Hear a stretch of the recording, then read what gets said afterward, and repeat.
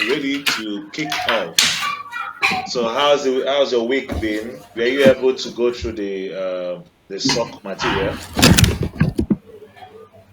Yeah, yeah, I went through it. Not, I didn't finish it. Okay, I've been really busy. Well, it's all right. No problem. So today we are advancing into cybersecurity domains, and we are using an ISC2 training portfolio to do this. Now, at the end of today's class, you will be able to gain few understanding about cybersecurity domains and why those domains exist.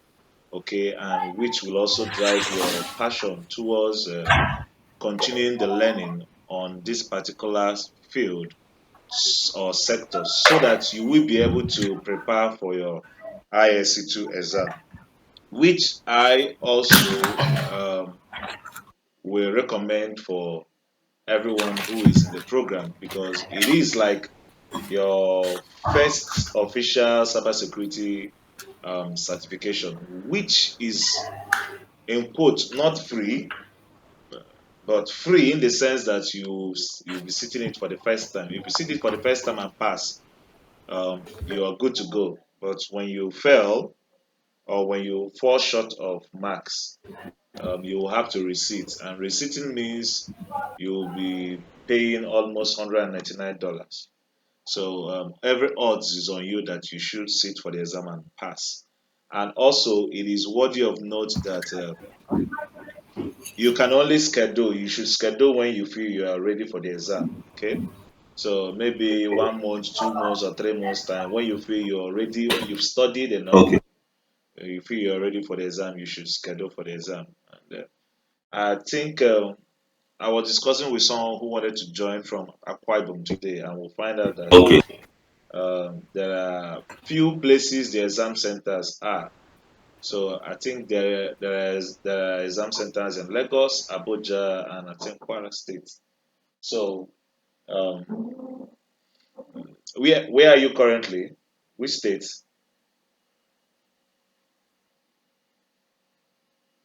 Hello, Mark. I can't hear you.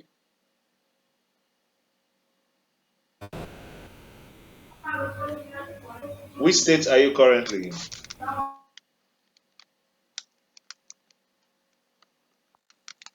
Okay. For some reasons I can't hear you. Maybe you can type it out. Maybe your network is fluctuating. So that is that. We have to kick on so that we could wrap up before the next batch comes in. Mark, you can talk now. So, which state are you currently in? yeah. Sorry, I'm in Lagos. Okay, good. Then you are in luck because I think many other persons who are outside Lagos states will find it a bit hard to write the exam.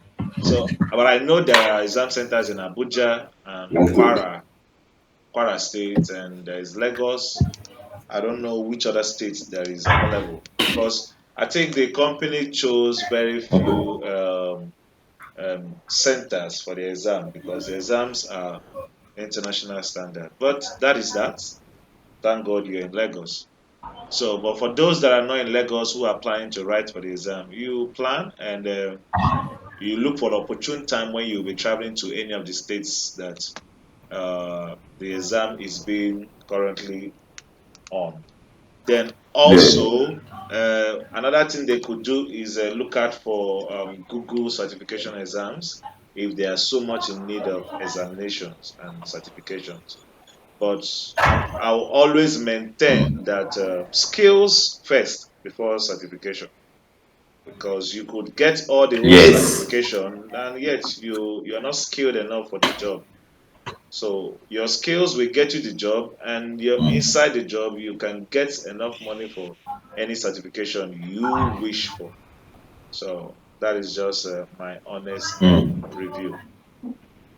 So So you can actually get a job in cybersecurity without certification, of without course, having of course, certificate. 100% sure. It's happening every day.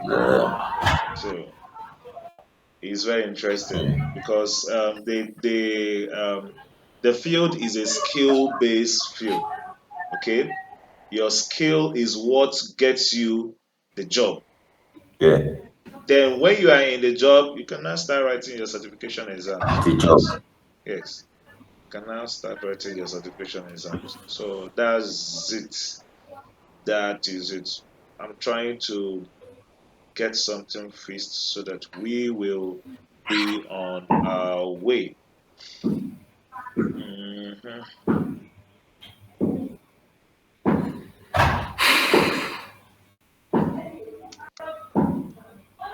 Okay, I think it's done. So let's get back to business.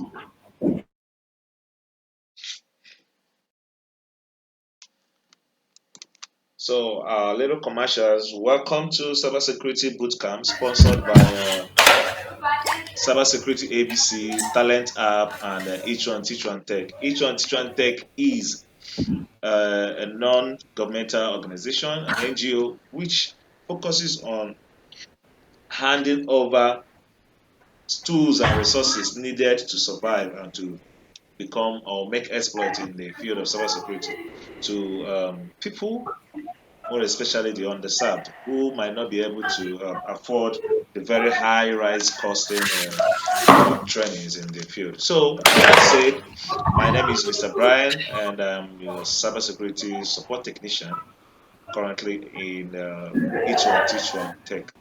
So today we are looking at the ISC2, and for notes, ISC2 stands for Information System Certification Consortium. Okay, and System certification course. yeah, that's what it stands for. And sitting for the exam will be one of the best things you will do when you are done and you're ready, because it's going to be a test to see how good you are with domains and cybersecurity introductions. So when you at the end of this course, you will get a link on how to and a video on how to register. You are going to follow it very strictly because registering and finding your platform, your registered platform, is very tricky. It's free, so but the video will show you step by step on how to do the registration. So where you will be expected to land on this particular page after the registration is successful, where you see official ISC2 online safe paced examination. Okay, so Yeah. then you see the course objectives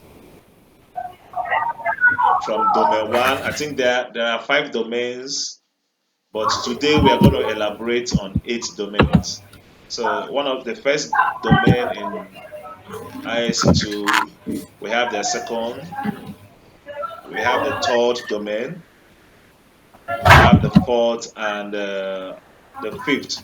When you're registering, you're going to see all these things and take note of them. And Fifth. also, their training is very light, not light as per the quality, but light as per assimilation aspects. So you don't have to be an expert to understand it. They use a layman's teachings to make it happen. Okay, and it's also worthy of note that they are on a 1 million match campaign. What does that mean? Their goal is to train 1 million cybersecurity technicians or cybersecurity learners. So I believe anybody, so far as you are in this program, you're already part of that 1 million.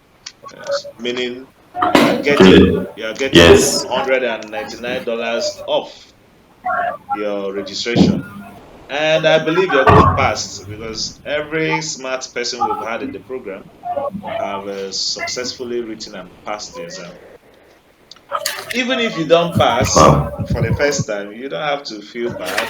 I myself, I didn't pass it for the first time, even though I scored up to 90 something. I had a very passing grade Mm. in the in-house training. In-house training. When you register for this program, there's going to be first. I think you're going to write a mock. The mock is just to test your abilities, what you already know before coming to the program, final score. So after the mock, you then the training. Then at the end of the training, they're going to now have another mock, which is going to test what's your level now you've gone through training. And when you pass that, it's expected that Mm. you've gotten some level of proficiency in the domains of cybersecurity for you to sit for The exam. field. Yes, but experience also led us to know that um, the materials and the trainings are not just enough for the exam. You need the external materials for your training also to pad up what you know, and all those will be provided for you whenever you're ready for the exam. At least 2, 3, 4 weeks before you're ready for the exam, Mm. you let us know. We provide you some of the materials that are at our Yeah, disposal so that you use them to pad up for your examination preparation. examination.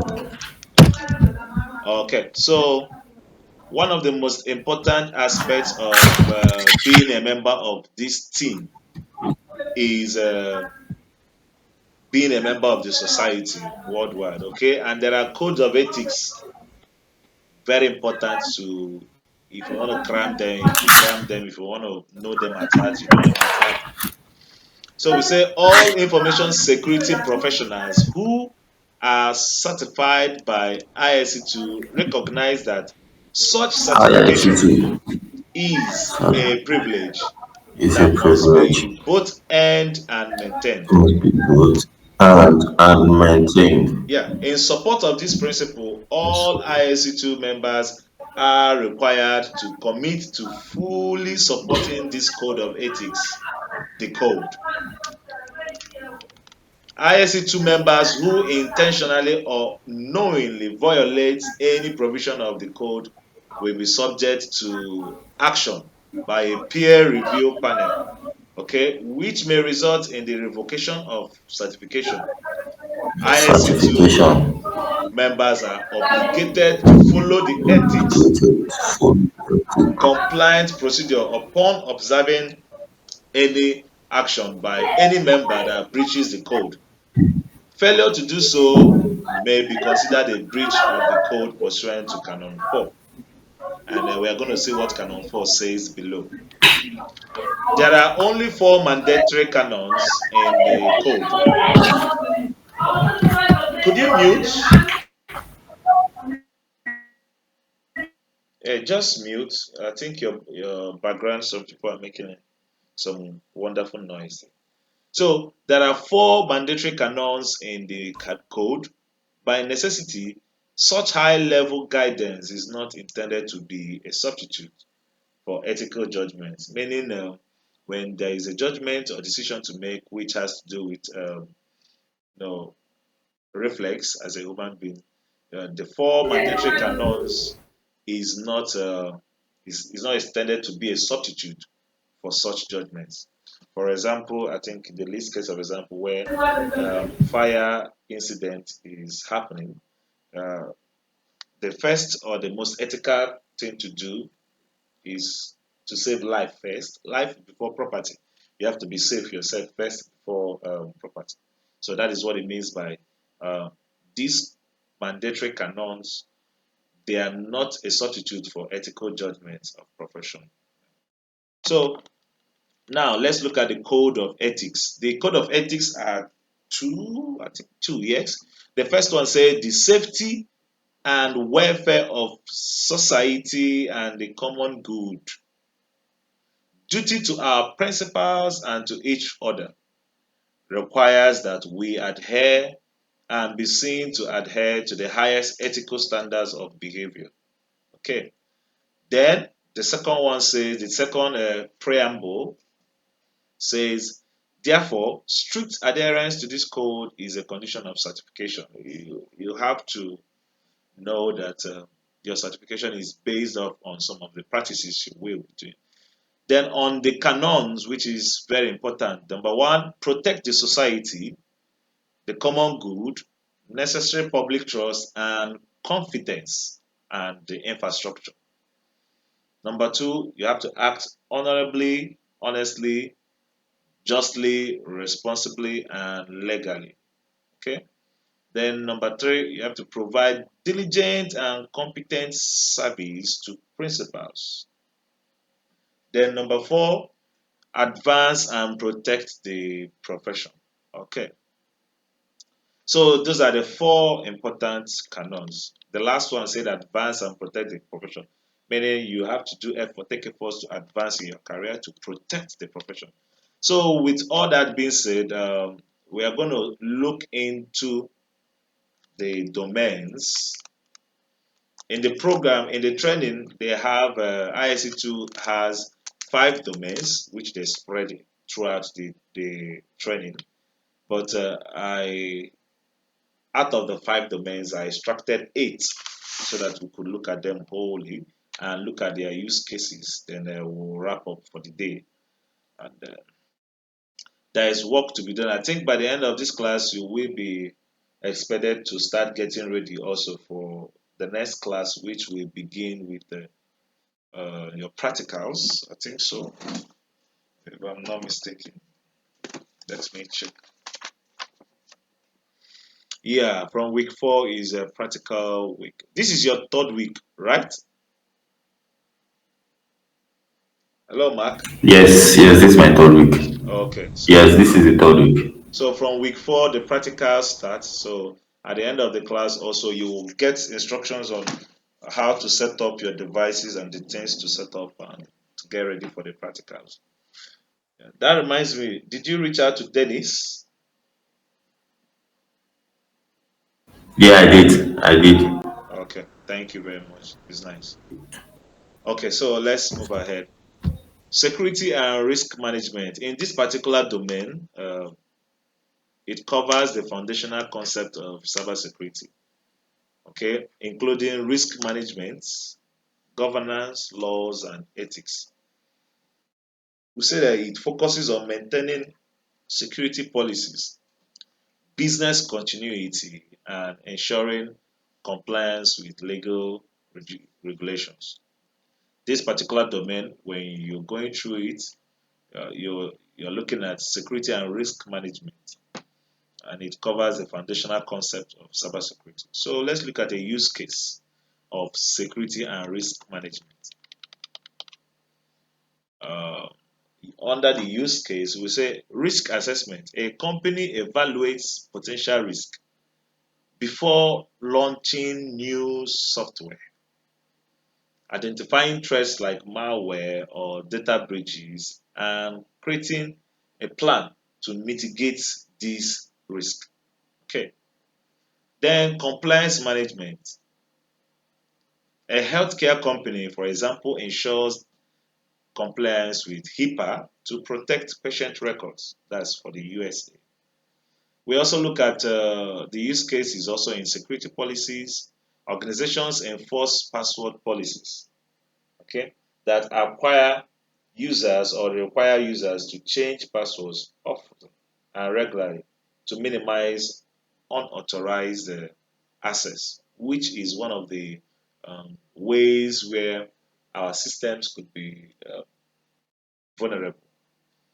On the practicals, if we have practicals and someone wants to practicalize on this particular domain, which is security and risk management. On the practicals, we say, imagine you are securing your home Wi-Fi network.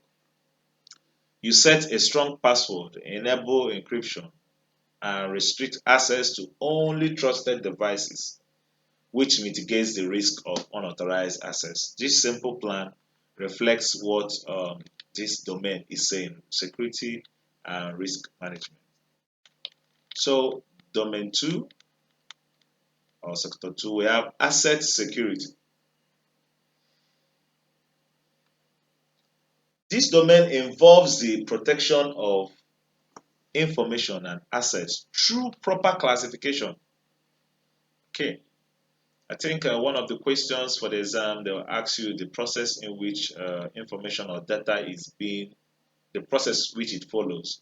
The first, it has to be created. Once it's created, then it will be classified to know the level, how it is. If it is a secret or is it a confidential documentation or information, it will be classified.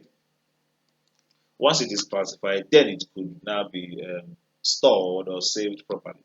Then from there, it can now be shared.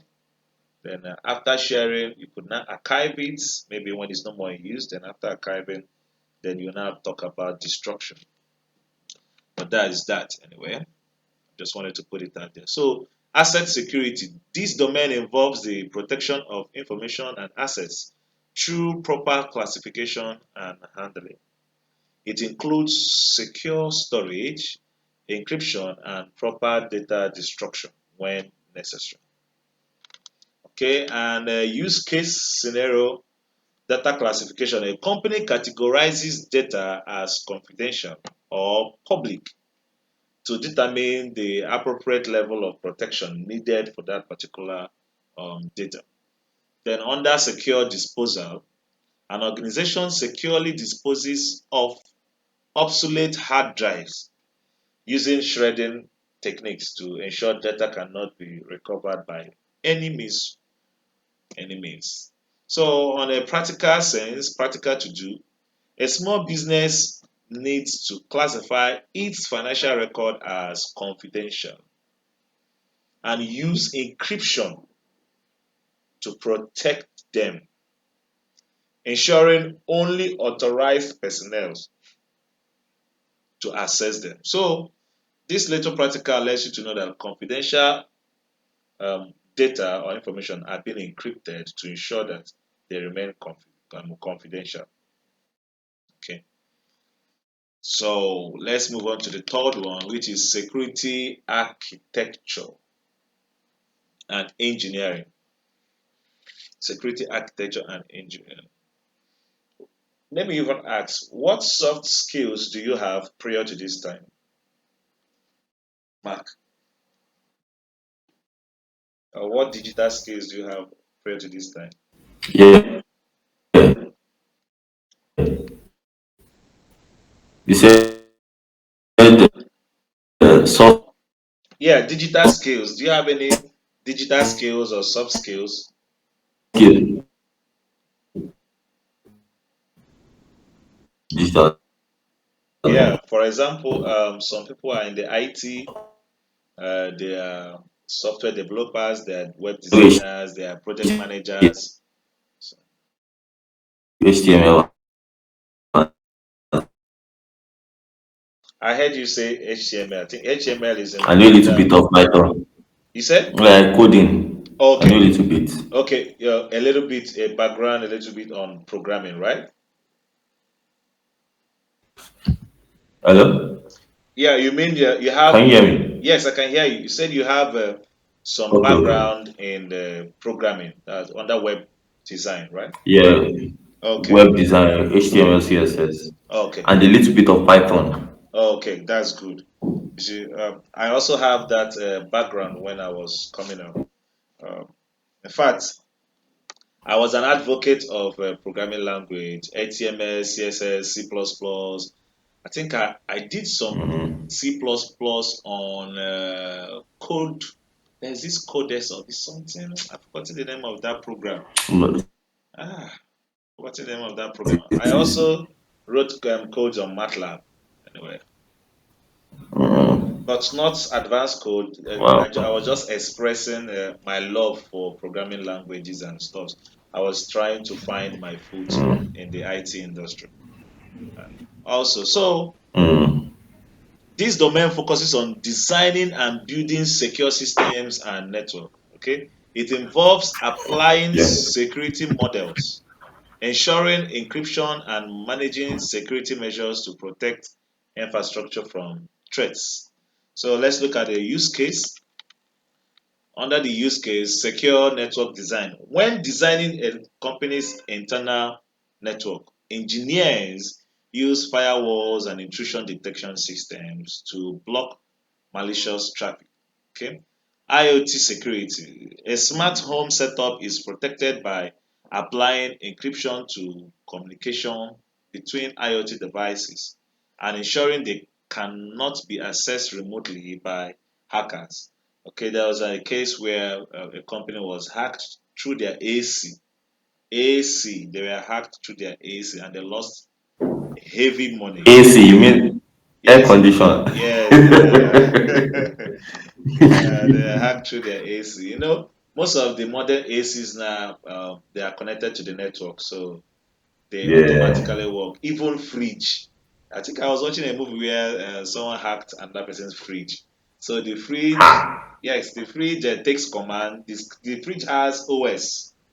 Probably was running with an Android OS or something like that. So the guy had a way to manipulate and hack the fridge. So day by day, we'll be seeing most of our life tools turning into listening devices. Today, people wear watch that could answer phone. Okay, now yeah, they wear it and they are happy, but they don't know that as little as that is, that could be used to compromise their whole life. If someone yeah. targets as little as that because Police watch. yes, that wristwatch connects to your phone, and that phone connects to everything you have, your email, your So address, it your can bank serve as a account, gateway. everything is connected. So, on practicals, a student learning about cybersecurity might design a mock secure email system incorporating encryption to protect messages from interception. Okay, this is not part of the capstone project. I'm still looking for someone who will be daring enough to take it up and say, Mr. Brian, I want us to do this and we'll do it together. So when you see interesting projects, you dare yourself and find a way to even try. From trying, you might not know what you will get. You might get something very interesting. So this domain is security architecture and engineering, okay, which focuses on designing and building secure systems and networks. Then the next domain is communication and network security. Communication and network security. And we say this domain emphasizes securing networks and data communication channels. This Channels. this domain emphasizes on securing networks and communication channels. Okay, it addresses how information is transmitted across networks and how to protect it from threats like eavesdropping and data interception. Exception. Yeah, and if I am being smart enough, I could notice that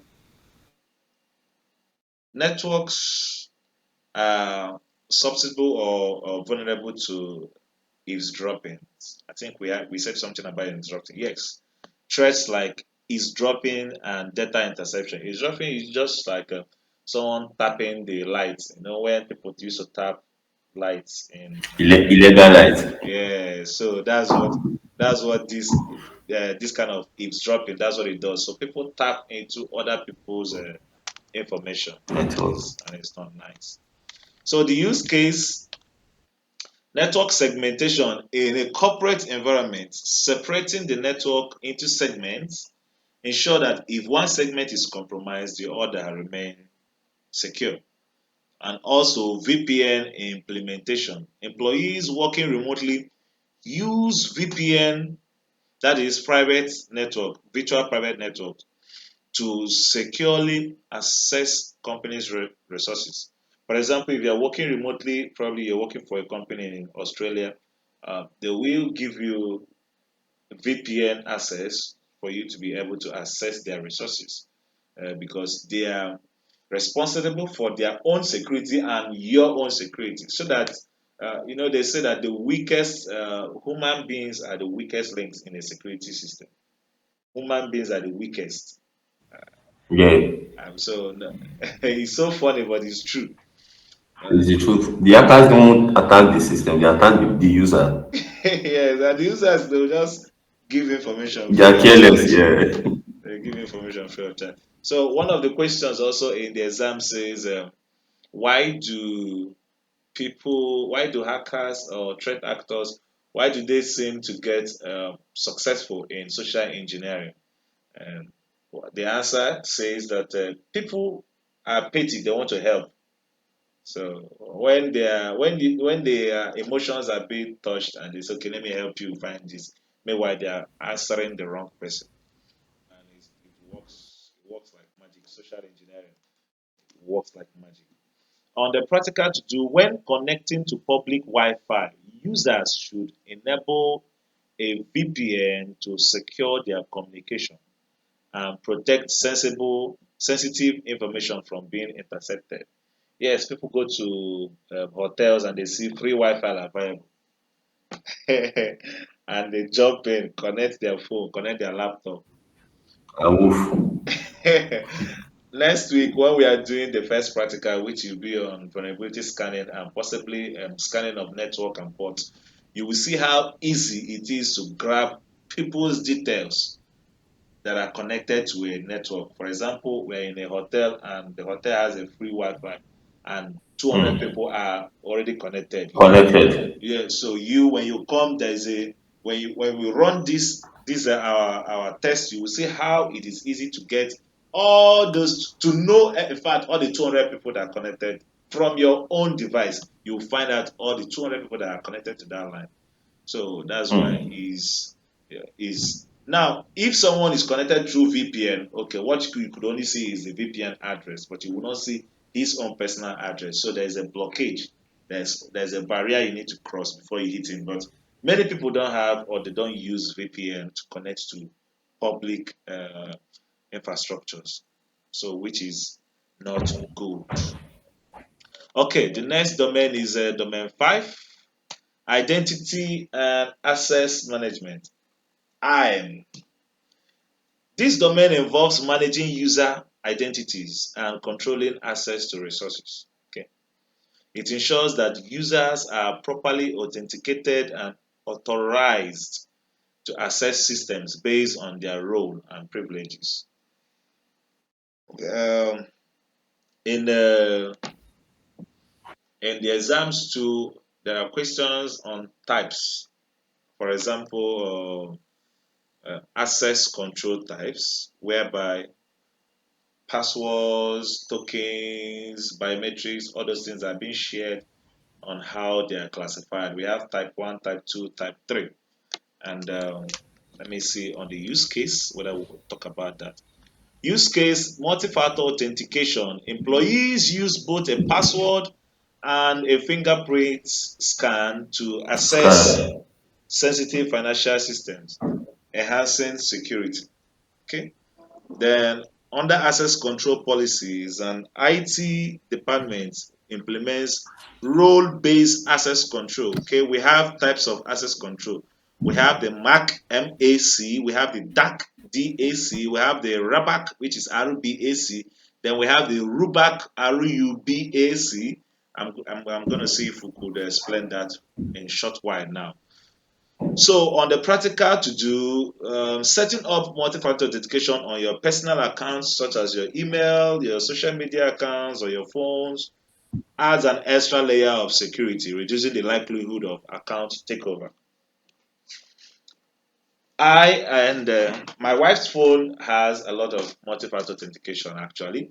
So when it's funny how we set it up that OTPs for her phone don't come to her phone. It comes to my own phone. OTPs for my own phone don't come to my own phone. It comes to her own phone. And what is the logic behind that?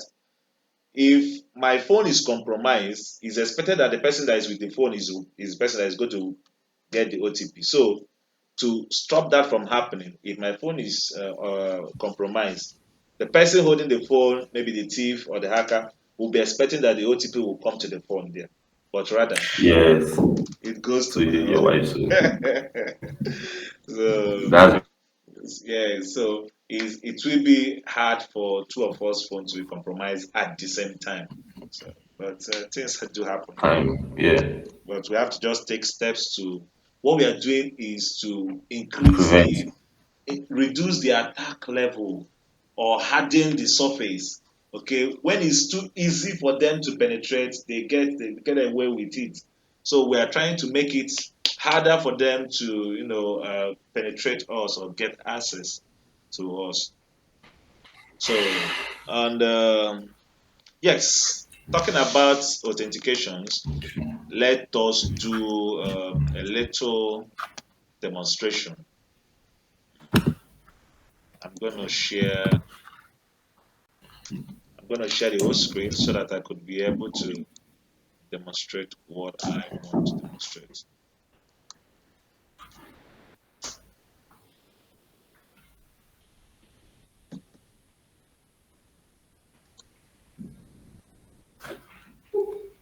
Awesome.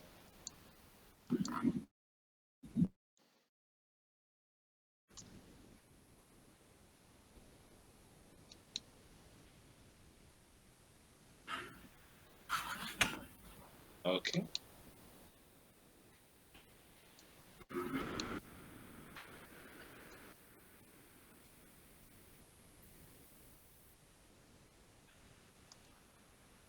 I'm pulling up the whiteboard so that we'll be able to see what I'm doing. Then at the same time, I have to now share the whole entire screen.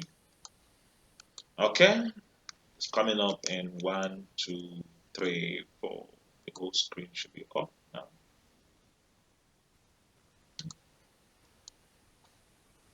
Okay. Okay. Now we have. Meanwhile, this is a sample of your in-house certificate when you're done. Is that Mm. is that gonna load?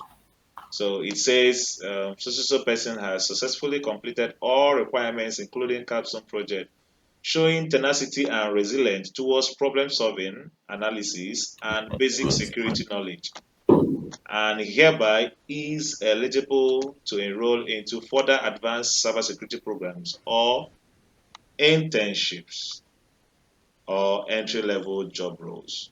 Okay, so these are the goals. You must attend all these during the program.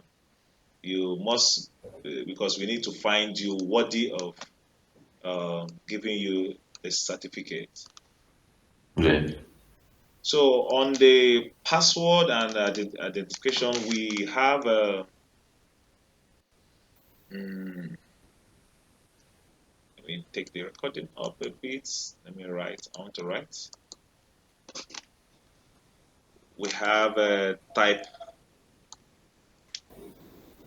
We have type 1.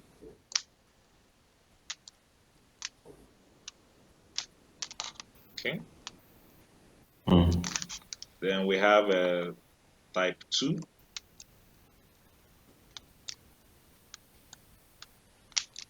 Type 2. We have type 3. This is going to also come out in the exam, so you must as well put this in your head and let it stay for a long time. We have type 3. Mm. Okay. So under type 1 is what you know.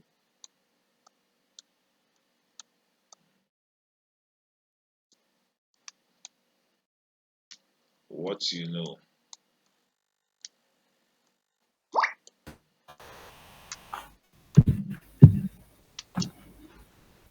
What you know. So is a knowledge base. Type 1 is knowledge base. What you know.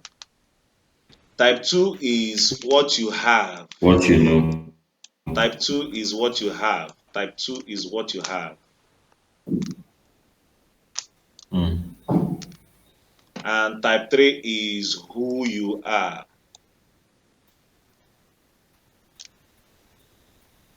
Who you are. Mm. Yes. Okay. And we're going to give the examples.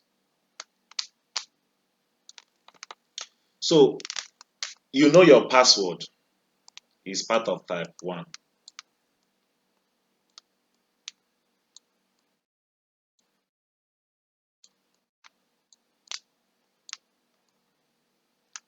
You know your PIN, right?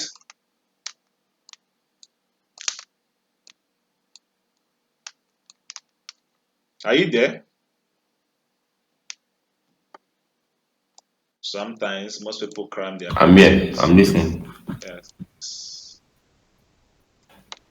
passphrases. So, what you know, remember, type 1 is always uh, knowledge base. What Knowledge. you know. Yes.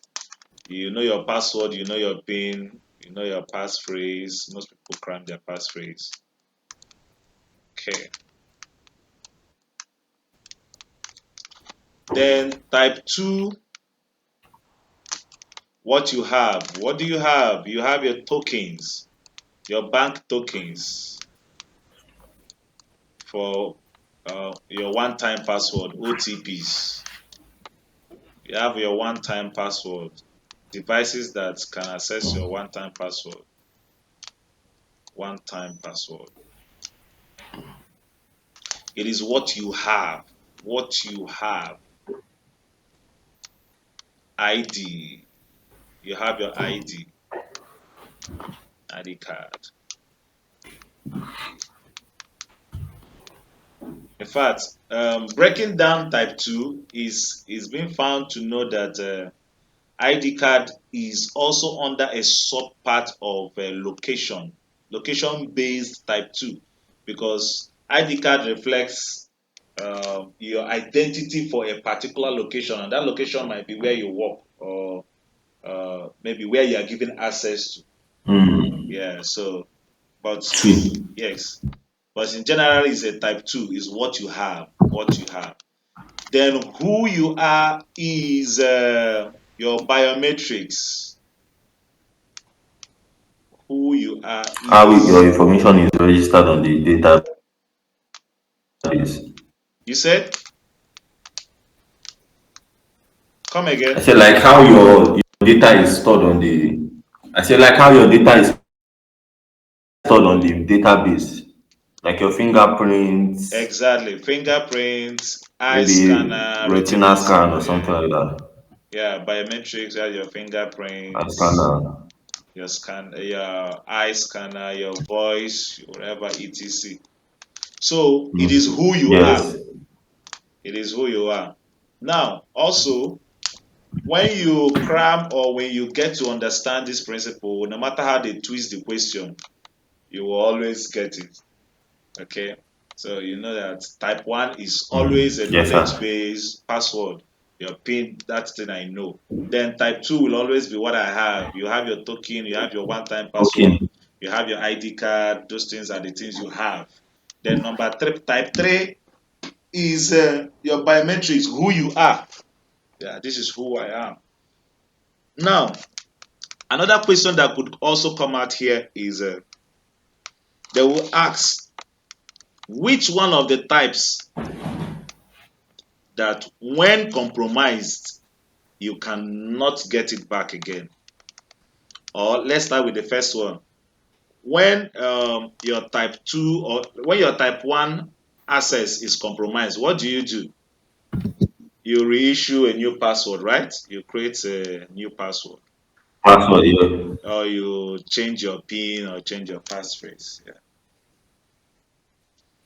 Even Yeah. type 2, when you find out that your ID card, your token or your ID card is missing, they will Has, issue you a has new been one. stolen. Yeah, they issue you a new one You get another one. and deactivate. So Like if your yes, if your fingerprint is stolen, nko?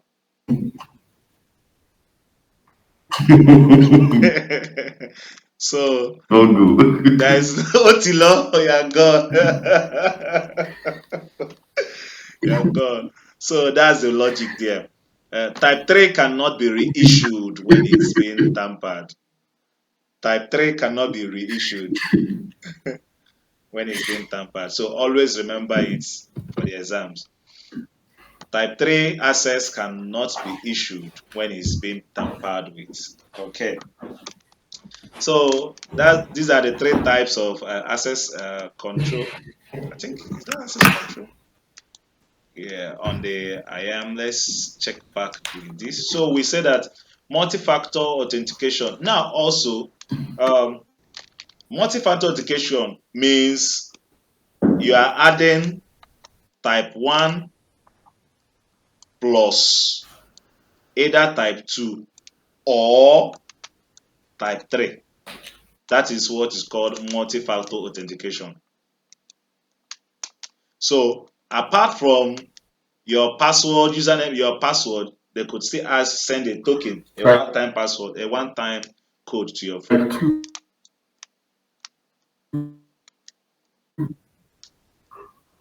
I didn't get you. Your network is multi-factor. Your network is so wonderful tonight.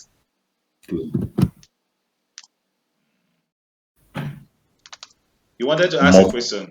Yeah, I want to write question. Multi-factor. Yeah, The combination of more than yes, more than one factors. I could even forgot that I can write it. Multi-factor.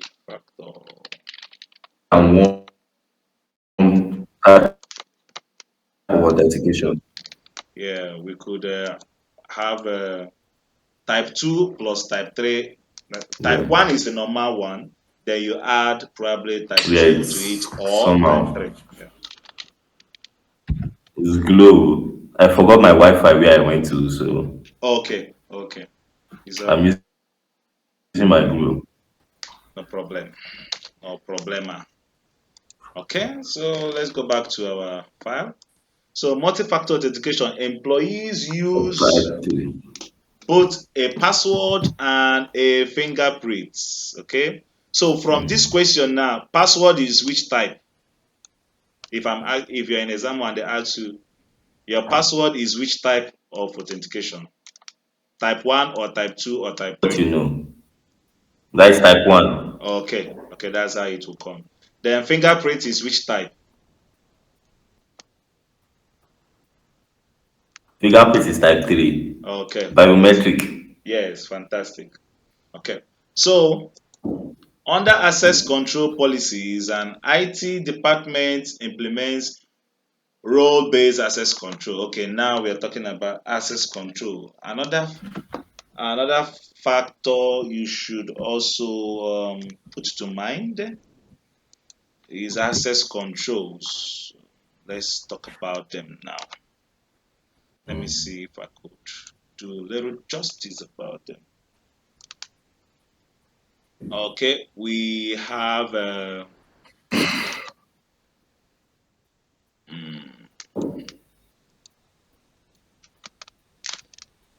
we have Mac.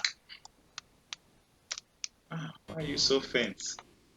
I don't want you to be faint. Let me see what I could use. Wash. Okay, we have Mac.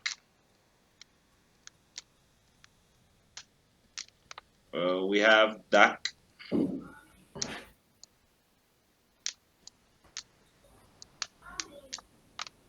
We have RBAC. RBAC.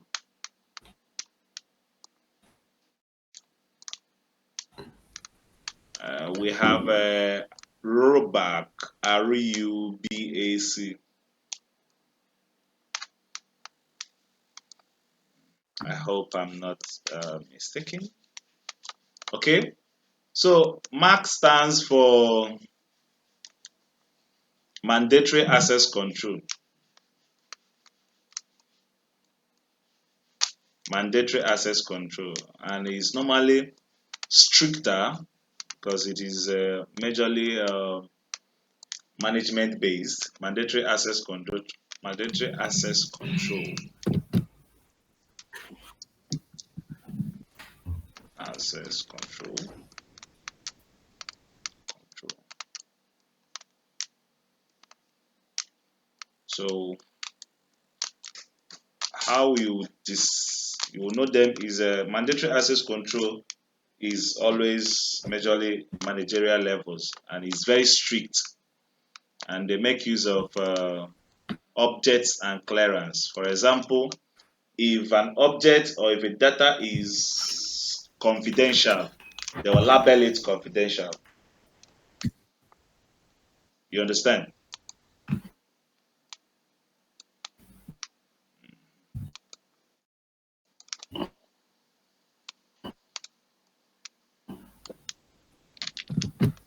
Yes. Yeah. So the second one is mandatory access control. discretional.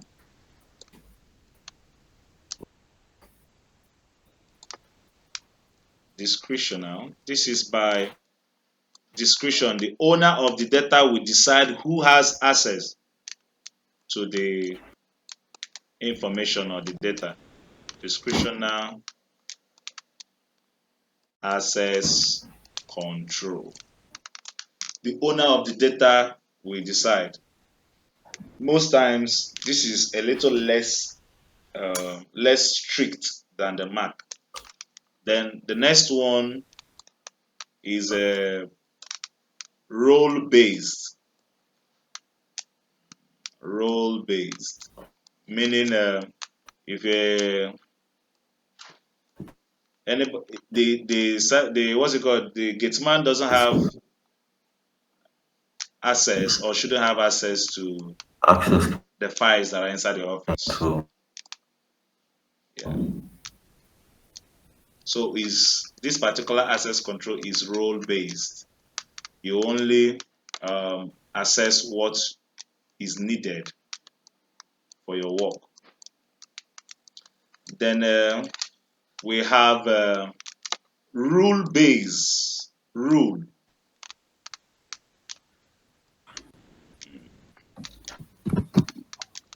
Mm. I think I've gotten the explanation of rule based, but it's open there in Google. Rule based access control. So you do well to remember these access controls too. Questions can come in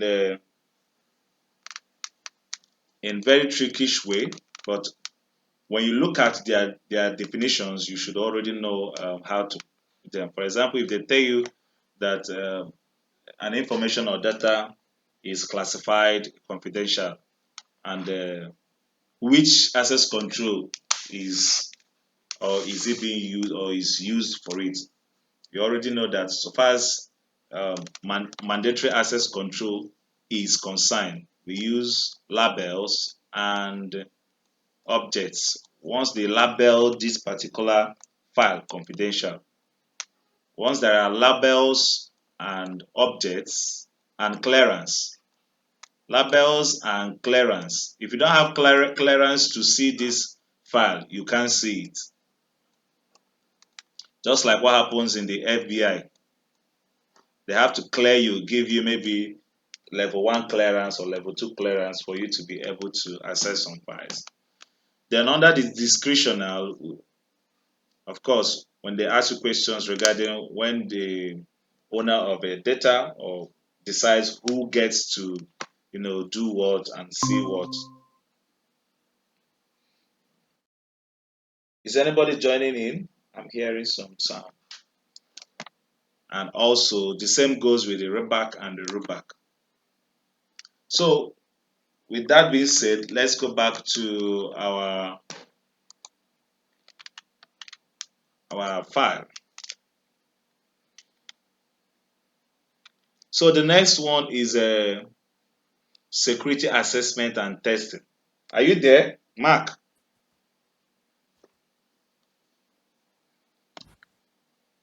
Okay. I think your network is flying again. So security assessment and testing, this domain focuses on evaluating the security posture of systems through assessments, testing, and audits. Okay. This includes vulnerability assessments, penetration testing, and continuous monitoring. Under the use case of security access and testing, we have penetration testing. A cybersecurity team tests an organization's defenses by simulating cyber attacks to uncover vulnerabilities. Then also vulnerability scanning, automated tools are used to identify weak points in the network or software that could be exploited by hackers. Practical to do. Using free tools like Nmap, beginners can scan their home network for potential vulnerabilities, ensuring that all devices are properly secured. Okay, and we are going to be doing this also in the practicals. The next domain is a security domain. Say that this domain, just a minute. We said that it includes vulnerability assessments, penetration testing, and continuous monitoring. Under the use case, we say that penetration Audits. testing, a cybersecurity team tests an organization's defenses by simulating cyber attack to uncover vulnerabilities. Okay. Also, vulnerability scanning, where automated tools are used to identify weaknesses in network or software that could be exploited by hackers. And we are going to find these in our practicals also. I think next week we're going to be doing some scanning, so you will understand that when scanning a system, the information you get from the scanning will enable you to look at the posture of that system and see whether it's sitting well or not. Also, through scanning, you will find out doors that are open in a network.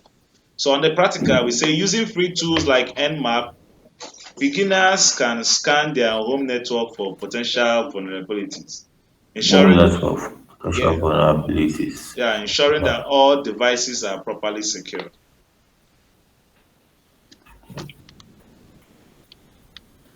Then the second to the last domain is security operations.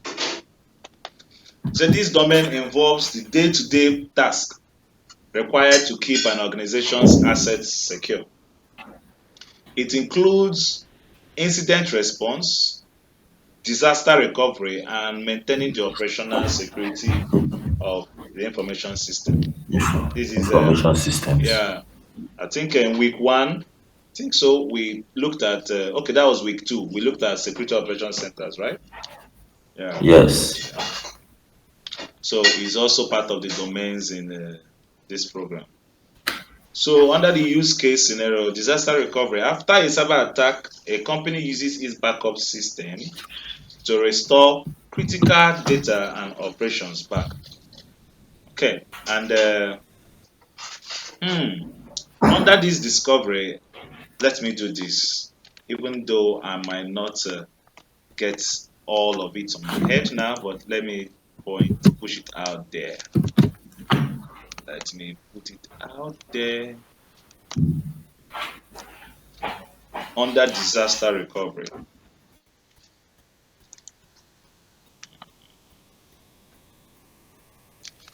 Okay, so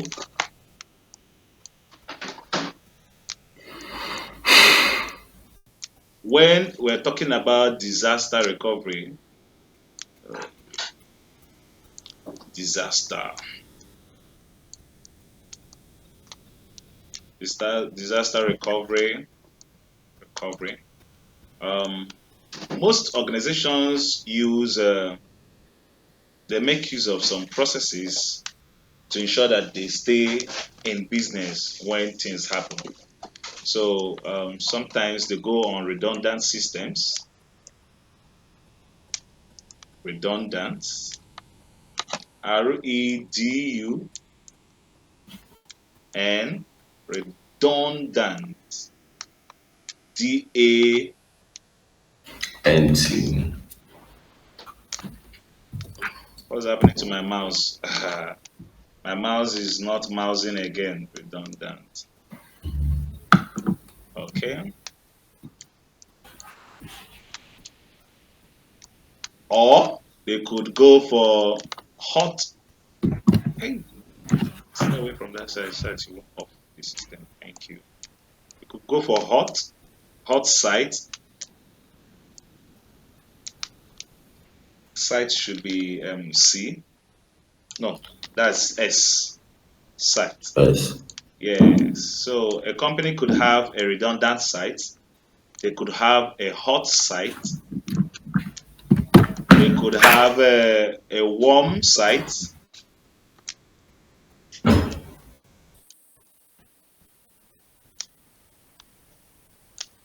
warm site.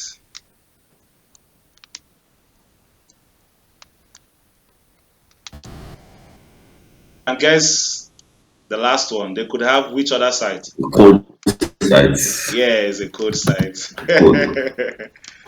Yeah, they could have a code site.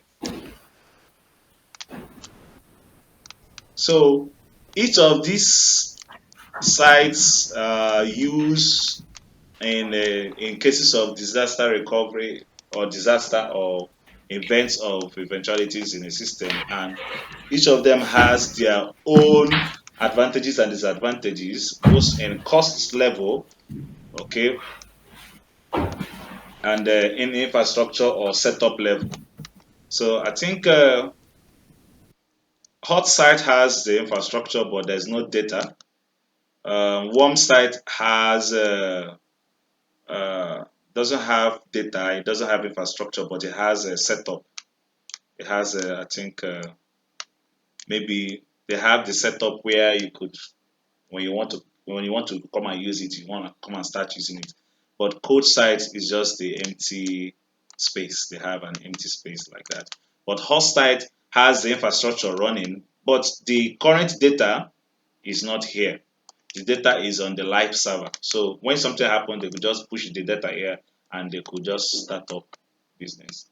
Okay, why the redundant is, I think, concurrently running with the live servers. So during the training for this exam, you will get explicit explanations on this. Look out for all these parts that I'm pointing out in this class. When you're going through your training, you look out for them.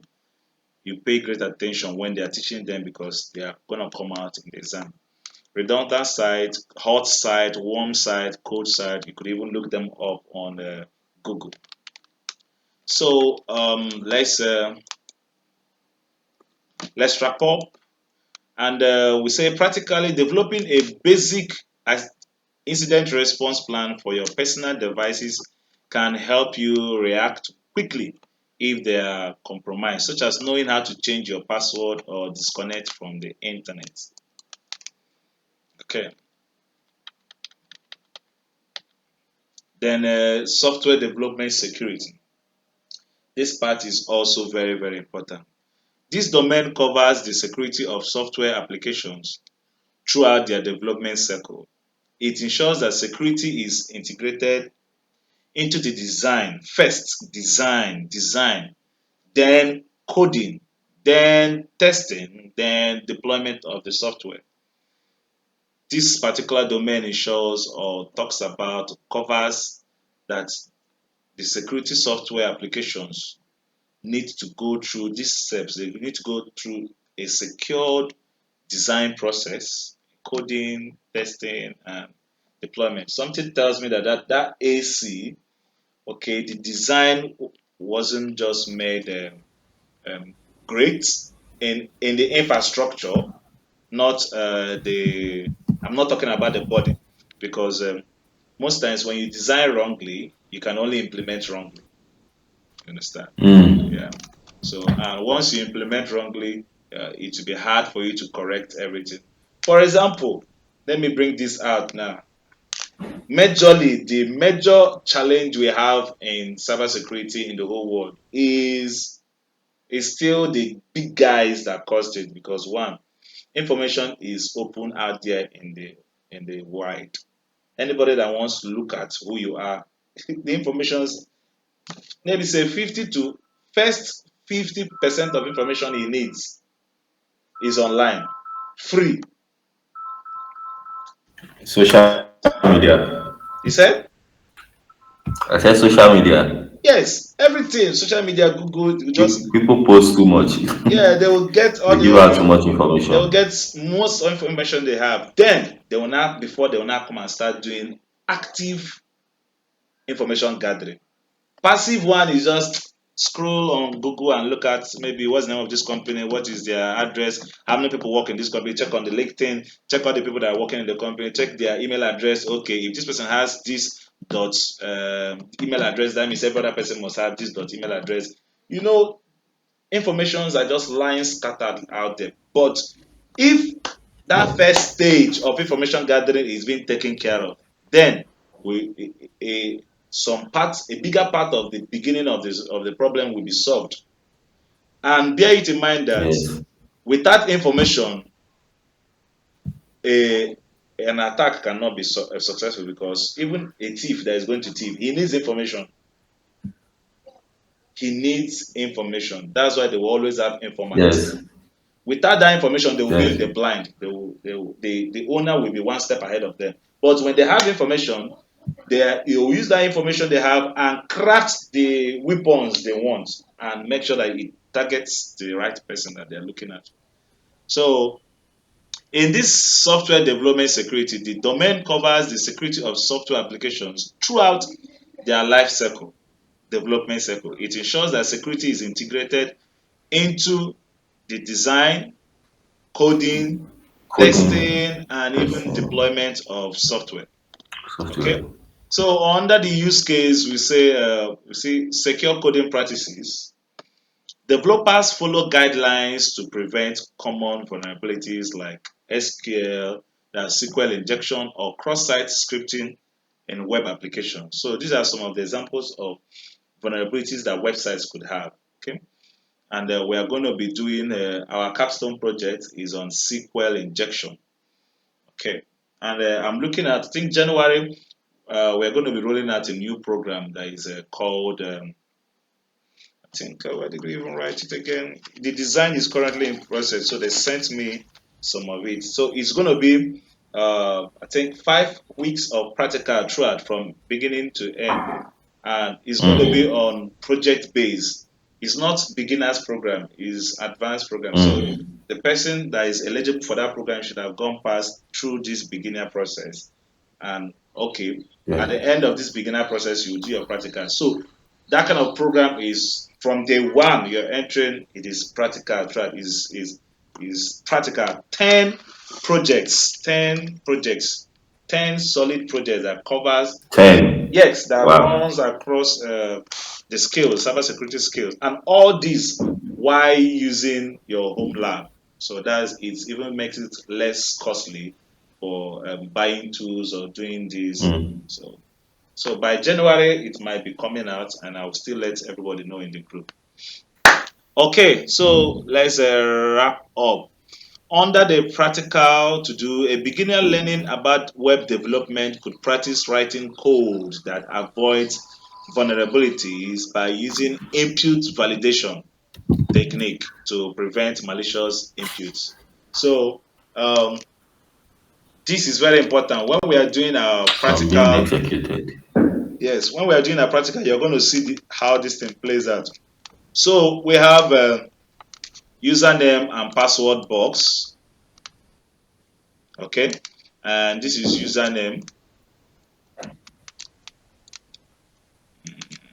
username, and this is password. If you notice, there are some, when you are creating passwords, there are some guidelines they used to give for password creation. Then also in Yes. username, Suggestion. yes, then username, there is a username you might want to choose. They will tell you no, we don't accept this kind of usernames, especially when the username comes with characters, special characters, uh, very funny characters. They will reject those username. They will tell you to get choose another. So there is a reason why this kind of what's it called, characters are not allowed in, because of this we are talking about, which is input validation, because of SQL injection and other web vulnerabilities. So during the practical, I think in your week 5 or week 6, we're going to look into it and how it adversely affects applications also. So we've come to the end of the class today. You have you're going to have a very busy week, because one, you're going to be going through the ISC2 training material. Then, secondly, if you have not gotten your devices set up, your lab, you're going to be making sure you download and install your VM, virtual machine box, and install Kali, get your Kali Linux running in it. Then also you're going to read up about IP address. I IP. have Kali already. Okay, fantastic. You're going to read up about IP address, IP IP octets, then read up about Nmap. Just all these things, do it on a light base so that when I'm discussing it or And maps. when we are discussing it next week, it wouldn't look so strange. Also, read up more importantly ports. Strange, yeah. Yeah, just read them up so that next week Mm. we are going to have a free flow. So next week is going to be home lab setup, stroke, network scanning, and using net Nmap. But more importantly, I think what's it called? Ports. Explaining ports will come before most of the projects because uh, port scanning is a very, Okay. very interesting part, and it plays a role in vulnerability scanning. So when you know what you are looking for or where it is, then you actually know how to go to find it. So I think that is that for today, and it's nice having you around. Get your Yeah. hands busy Same, sir. and get your energy pumped up. The road ahead is interesting and very fun, and I believe we are going to make it happen. Mm. Okay. Yeah. Thank you, sir. Yeah, have a good night. Good night, guys. You too, sir. Yeah. Good night.